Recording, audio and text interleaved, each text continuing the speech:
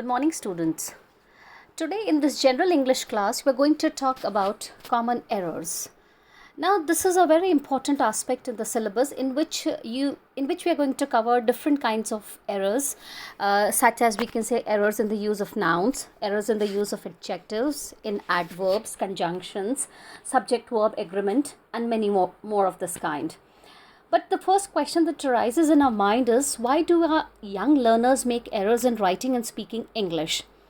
And the reason that one can say for this is that it is mainly because the grammar, phrases and sentence structures of English are altogether different from those of the vernacular. Obviously, any literal translation from the mother tongue into English proves disastrous. Now, if I pick up few sentences, like one can say that there is a young learner, she may utter a sentence like she is good in English. And if we try to say that this is incorrect sentence, because the correct sentence should have been she is good at English. Similarly, we have people speaking a watch has two needles. Instead, it should be a watch has two hands.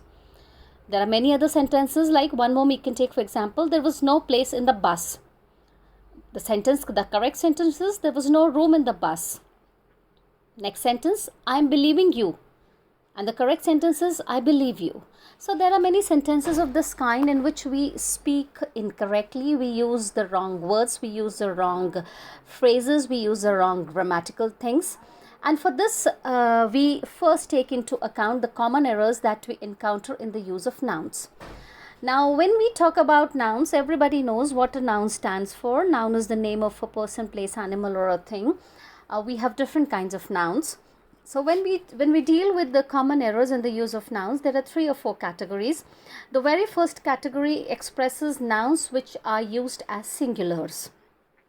Now in this category, we are going to include few words like alphabet, bedding, clothing, furniture, information, luggage, machinery, poetry, scenery and psychic.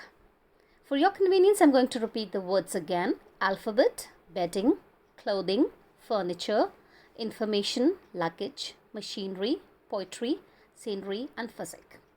As for example, we can use the sentence, the scenery of Kashmir is fascinating. Generally, most of the students say the sceneries of Kashmir is fascinating. So that's an incorrect use because we know that scenery as a noun is used as singular. Now the second category that we have is nouns which are plural in form but are used as singulars. In this category, we have different subjects like mathematics, physics, mechanics, statistics, mumps, measles, billiards, gymnastics, news, innings and wages. And if we categorize them and divide them, we can have subjects like mathematics and physics, mechanics and statistics. We have the names of diseases like mumps and measles. We have billiards and gymnastics as sports, and we have news, innings and wages. Now the second category that we have is that we have few nouns which are always used as plurals. In this category we can have shoes, socks, trousers, pajamas, shirts. A pair of shoes which is singular. The second category includes scissors, tongs, bellows and spectacles.